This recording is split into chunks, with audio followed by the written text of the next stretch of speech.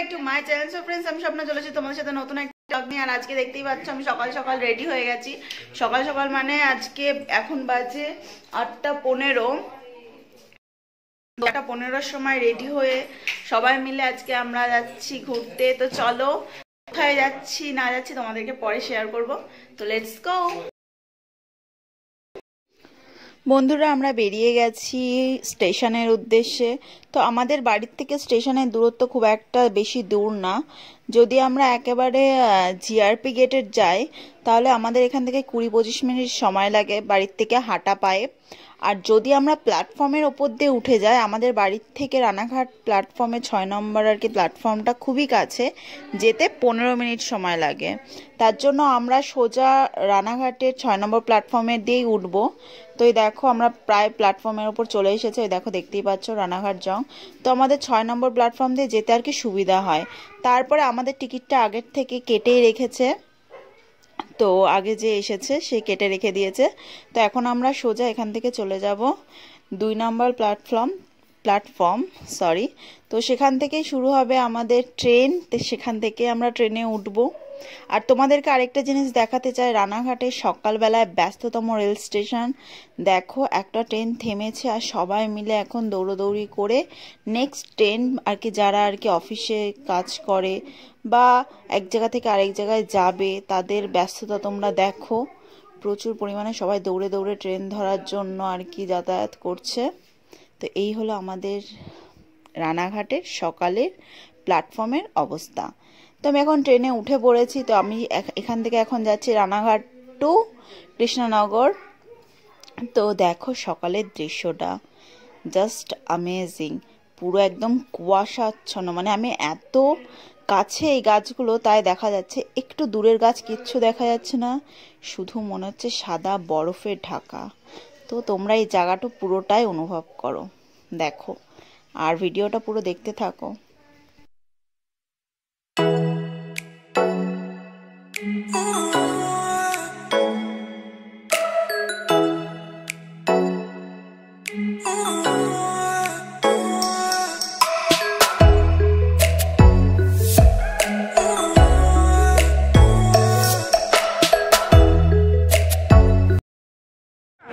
দাঁড়া, ভিডিও করতে দাঁড়িয়ে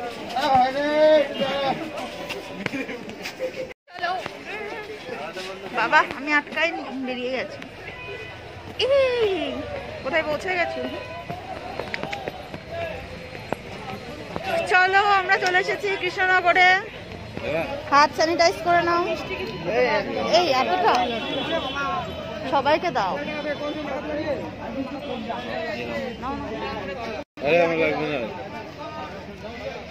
হাত স্যানিটাইজ করছি। তারপরে আমরা ওখান থেকে টুকটুকি গাড়ি আর কি, টুকটুকি গাড়ি না সরি অটো ধরছি আমরা। অটো ধরে আমরা চলে যাব নবদ্বীপ ঘাটে। তো তার জন্য আমরা এখানে আর কি অটো ঠিক করছি। আর তোমরা দেখতেই পাচ্ছ এখনো পর্যন্ত আকাশ থেকে কুয়াশা যায়নি, চারিদিকে এখনো পর্যন্ত কুয়াশায় পুরো ঢাকা রয়েছে। এর মধ্যে আমরা পৌঁছে গেছি কৃষ্ণনগরে। তো চলো, এবার অটো ঠিক করা হয়েছে, অটো করে এখন আমরা যাব। আর অটো করে বিশ্বাস করো প্রচুর সময় লাগে, মানে ভীষণ সময় লাগে যেতে, মানে প্রায় ধরো আধ ঘন্টার থেকেও বেশি। তো চলো, তোমাদের সাথে দেখা হয়ে যাচ্ছে নবদ্বীপের ঘাটে গিয়ে।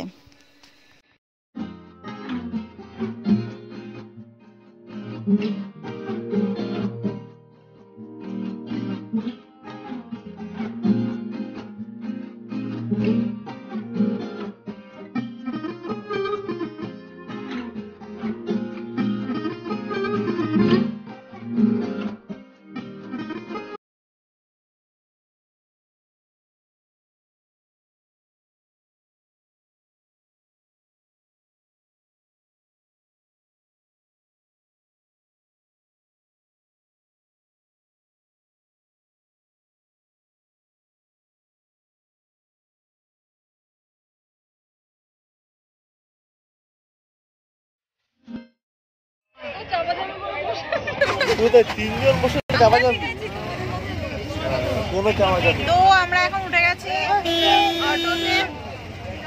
চলো এই সোনালি হাই কর হাই এই হাই কর হাই হাই হাই কত শুধু সবাই এখানে বসে আছি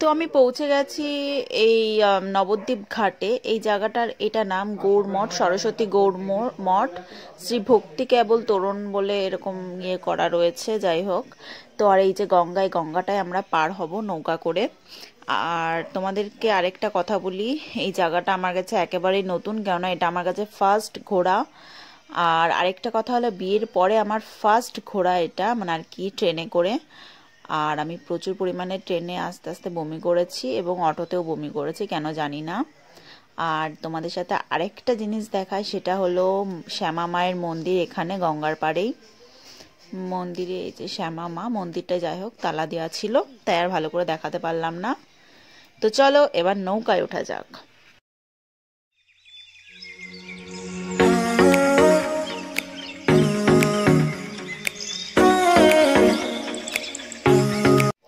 আসলে আমরা নৌকা পার হয়ে চলে এসেছি পোড়ামাতলা এটাকে এই নামেই চেনা হয় আর এটা আমার কাছে একদমই ফার্স্ট টাইম আমি এখানে গেছি এটা মন্দিরটা নাকি খুব জাগ্রত আসলে একটা বট গাছের মধ্যে আর কি পুজোটা হয় তো আমি তোমাদেরকে যতটা পারলাম আর কি তোমাদেরকে আমি পুরোটাই দেখাচ্ছি তো এখানে আমরা প্রথমে আগে পুজো দিয়ে তারপর এখান থেকে আমরা চলে যাব একদম সোজা মায়াপুরে তারপরে অবশ্য নৌকা পার হতে হবে হয়ে তোমাদের সাথে একেবারে দেখা হয়ে যাবে মায়াপুরে তো চলো আগে তোমরা মন্দিরটা দেখে নাও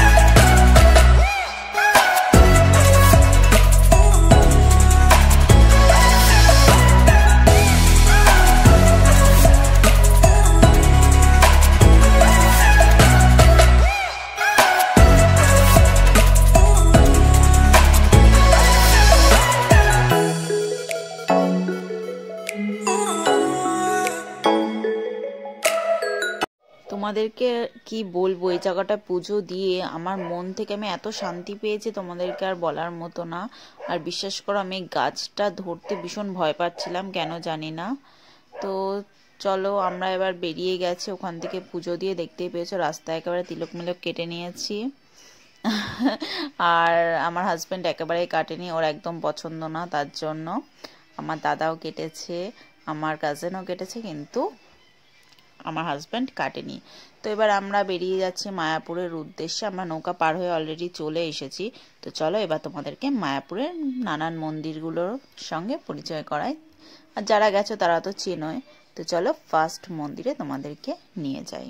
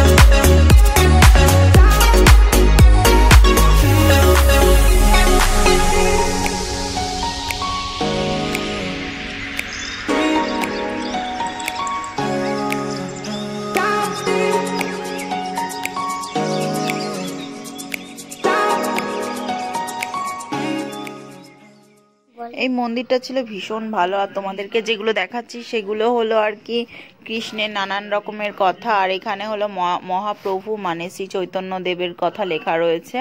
তো আমরা আর এরপরে আর বেশি দূর যাইনি, এইটুকুই দেখেছি। দেখার পর চলে এসেছি। তারপরে গেছি এই মন্দিরটা। দেখো বাইরেটা এত সুন্দর করেছে, আর এই মন্দিরটা এখনো পর্যন্ত তৈরি হচ্ছে, এখনো তৈরি হয়নি। তো চলো ভেতরে যাই, ভেতরে গেলে তোমাদেরকে ভেতরটাও পুরোটা দেখাচ্ছি।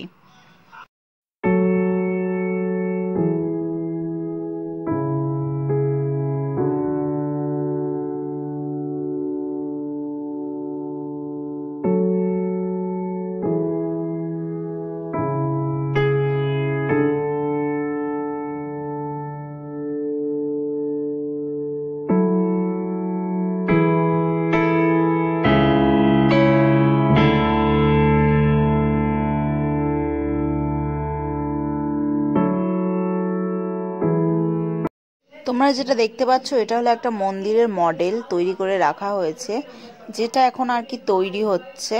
এই যে এইটাই তৈরি হবে এইখানে। তো দেখতে পাচ্ছ মন্দিরটা দারুণ হবে। যখন তৈরি হবে না আমি আবার আসবো এই মন্দিরটা দেখার জন্য। ভীষণ সুন্দর একটা মানে আর কি মডেল তৈরি করেছে, যেটা আর কি খুবই সুন্দর। তো এবার চলো এই মন্দিরটার ভেতরটায় দেখায় আর কি। আর তোমরা তো জানোই ভেতরে কি আছে আমি ঠিক দেখতে পাচ্ছিলাম না নিজেও। আর এখানে তো নানান রকমের ঠাকুরের কথা লেখা রয়েছে। তো চলো ভিডিওটা পুরো দেখতে থাকো।